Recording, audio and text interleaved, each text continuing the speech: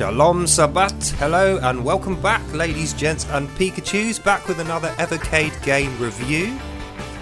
Today we shall be looking at AsteBros, which is the side companion game of the main game on this cartridge, which is Demons of Asteborg. Now, if other online reviews are to be believed, Demons of Asteborg is by far the best game on this cartridge. And that is exactly why I'm going to tell you to ignore all other online game reviews, because in my view, Demons of Asteborg is a good game, but it is not a patch on AsteBros. AsteBros is an absolutely amazing game. It has so much more depth to it, so much more replayability, and it's just a lot more fun, as we're going to see now. Let's have a little look at the cartridge information that it gives you, a little intro on the game. AsteBros is a platformer with roguelike elements for 1 or 2 simultaneous players. 3 heroes have been sent to rescue an exploration battalion that was captured while searching for a promised land. Battle your way through randomly generated dungeons in search of the prisoners, defeating enemies, collecting treasures, and challenging deadly bosses along the way. Keep an eye out for special treasure rooms to acquire modifiers that boost your abilities on your current run. Sounds good to me. So let's get started.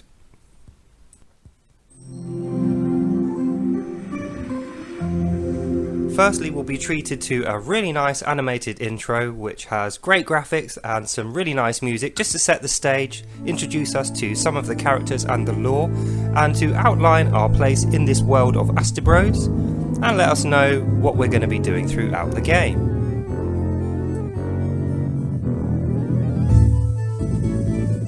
Our story starts out with the King of Asteborg receiving a message via carrier pigeon from his beleaguered military, who have been assaulted and captured by an evil force invading the land.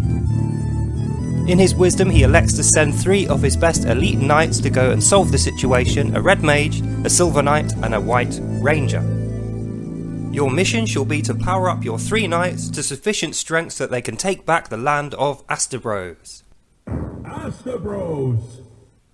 Today I shall be starting a brand new game, showing you the tutorial, the intro section, and giving you a little introduction into what the gameplay is like and what you can expect from this game.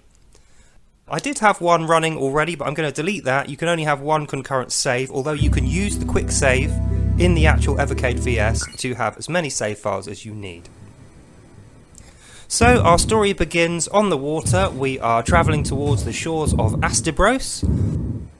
Despite the bad weather and terrible conditions, we eventually land on the shores of Asteborg with our 3 heroes, and we can start the tutorial section. So the first thing you'll notice is you do get some conversation between the 3, just to give you a little indication of the characters that these 3 heroes have. You also get a little intro into how to use the controls. So you've got a sideways slash left and right, an upward slash, jump, duck, dash, and a bomb attack. And the dash is kind of like a Dark Souls roll. You get an invincibility period during your dash, so you can avoid incoming attacks from the enemies. Once you have familiarised yourself with the controls, you will meet with Rorik, who is a brother-in-arms of your army. He will help you build your settlement and introduce you to the various dungeons which you have to conquer. Now, Rorik is not the only NPC that will be relevant to your quest. As you are battling through the various dungeons in the game, you're going to come across prisons, and within these prisons are captured allies of the AsteBros army, and if you free these allies, they will travel back to your settlement, your camp, and you can use their services such as a shop, a medicine man or a fortune teller, and they will help you to complete your quest. It's a short, easy tutorial which is really good. I hate those long drawn out tutorials.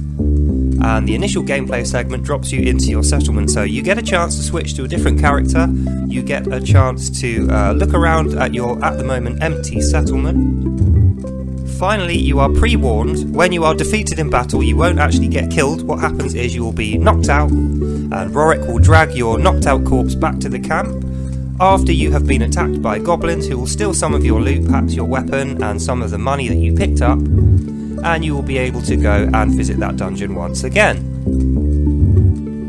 That's quite a cool little system if you ask me. The goblins are there to punish you for dying, so the The only thing you'll notice when you die is you do lose some of your money and your loot. Sometimes you'll lose your weapon, but there's a weapon at the beginning of each dungeon for you to pick up, so you'll never be without a weapon. And as long as you're not constantly dying, you will quickly build up quite a big pile of loot and quite a big pile of coins in which to spend to expand your settlement and to build your hero's power. So, when you've acquainted yourself with the controls, the settlement system, and the other things the NPCs will tell you about, it's time to trek off to the first dungeon and fight the first enemies, which are pigmen, and the first dungeon is called the Pigmen Pantry. Finally, within your camp you have a kind of quest log and a bestiary which collects the information about the foes you've defeated. When you kill them, sometimes they'll drop a book page and that has the information on the loot that they carry, the amount of health they have, and other details of that particular enemy, which is stored in this red book here. To your left is a dungeon with some extra items in there which you can unlock later on in the quest. And then once you've familiarised yourself with the settlement system and heard everything the NPCs will tell you, it's time to get ready and travel towards our first dungeon. When you're ready to go, just activate Rorik, tell him you're ready to go, and you'll enter the car onto the world map, and then you can travel around the world map to the various destinations in this part of the world. So as you can see, when you travel to a dungeon, it pops up a little graphic, the amount of skulls, 1 out of 4, 2 out of 4, that tells you the strength of the enemies that you will face, and the little blue circle with a ×1 or a ×2, that tells you how many magical orbs you will recover upon defeating the dungeon's boss. And so we're off to the Pig Pantry, the first dungeon in the game. So as you can see, there's a weapon at the beginning of the dungeon. Now this weapon here is going to be the same as the one you start with, obviously because we haven't done anything in the game yet. But straight away you can see there's really colourful background graphics, some of them are parallax backgrounds. You have big, well-coloured, well-drawn sprites, nice animated effects with some transparency, and you can get straight into the game. So I like to choose the knight and just stand my ground, smashing and bashing to defeat my enemies. But there's nothing stopping you using the ranged character who has muskets or can use a bow, or the mage character who has a magical scepter. And as you defeat the enemies, you pick up natural resources, bone, wood, cotton, iron and gold, these kind of things, and they are useful for crafting new weapons and items later on. And generally what you'll find is, at the start of the game, when you are weak, you want to do 2 or 3 hits and then dodge roll to get behind the enemy and finish them off from the other side. Finding the dungeon map early on is really useful, so that was quite a good bit of luck that we just had there, since it will show us where the treasure, the boss, the fairy is and the jail. And what we want to do is move towards the jail to free the ally to add him to our settlement, then move towards the treasure so we can collect the treasure, which is generally an augmentation or an upgrade for that specific character. Once all that is done, we want to move towards the tavern, get some mushroom beer to refill our health, and then make our way towards the dungeon boss. To travel from one section of the map to the next, you will need a key, and usually you will find these keys inside of a chest, so just explore the whole screen, use your double jump and then your dash and double jump in order to access the faraway treasure chests, and eventually you'll be able to free all the allies, find all the treasures, find the tavern to refill your health, and go and take a chunk out of the boss. Alternatively, if you are a speedrunner, you don't have to do any of that. If you're a speedrunner, you want to go straight for the boss with the basic weapon and see if you can defeat him without any augmentations or any of the treasures like this one here. Opening the chest reveals the treasure. This one is called Emotive, which raises your damage when you're at higher health and drops your damage when you're below half health, which is a really bad one for me considering I'm on half a heart, so I'll probably get killed here so I can start again. But I could have quite as happily gone to find the tavern and refilled my health. And that's the goblin attacks there, so you can tap the attack button really fast and it reduces the amount of money that you will lose, but you will always lose a little bit of money and possibly a weapon. And you can upgrade your bag and your armour later on to reduce the effectiveness of the goblin attacks.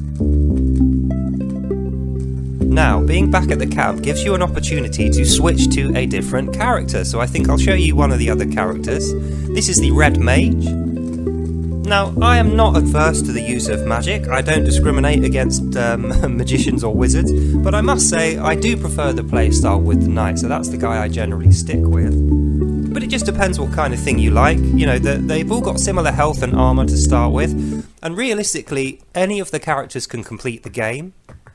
The only difference with the characters is the playstyle, so you can either use a ranged attack, a magical attack, or a sword attack.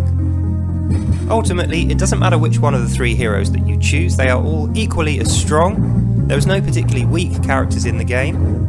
And what will really make the difference between you failing and succeeding in your challenge to win back the world of AsteBros for the king is how you approach the combat, how well you can conserve your health before meeting the final boss of each dungeon, and how efficiently you gain the different powers and the artifacts and the upgrades that you are offered in each room.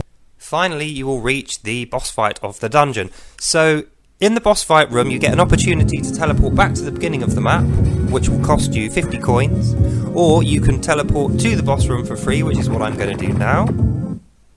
And during your confrontation with the boss fight, you won't be able to leave until you either kill him or he knocks you out, at which point you'll be returned to your settlement.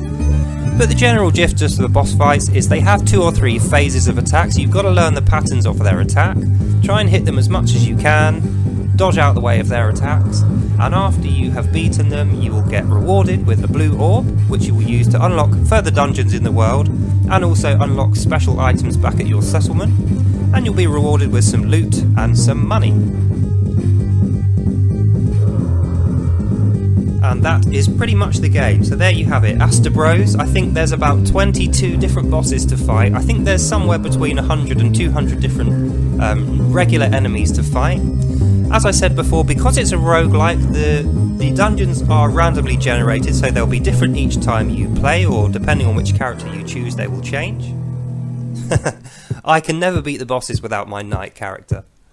So there you have it, Asterbros, the game. Do I think this is worth buying? Absolutely. The graphics and sound are absolutely amazing. The soundtrack is really good as well. The gameplay is exciting, the combat's fun, and with the addition of the settlement building, the character building, and everything else you get with this game, this has become one of my favourites on this system, and there are so many good games on this system. To have this as one of the favourites after just a few days of playing it speaks to the quality of this production. So in conclusion, do I think you should go out and buy this game? Absolutely. It came out 3 or 4 weeks ago, so you can bet your bottom dollar in another 3 or 4 weeks it will be out of stock and you will not be able to buy it new, and it will cost you twice as much to buy it pre-owned because the cost of these games tends to skyrocket as soon as they go end of line.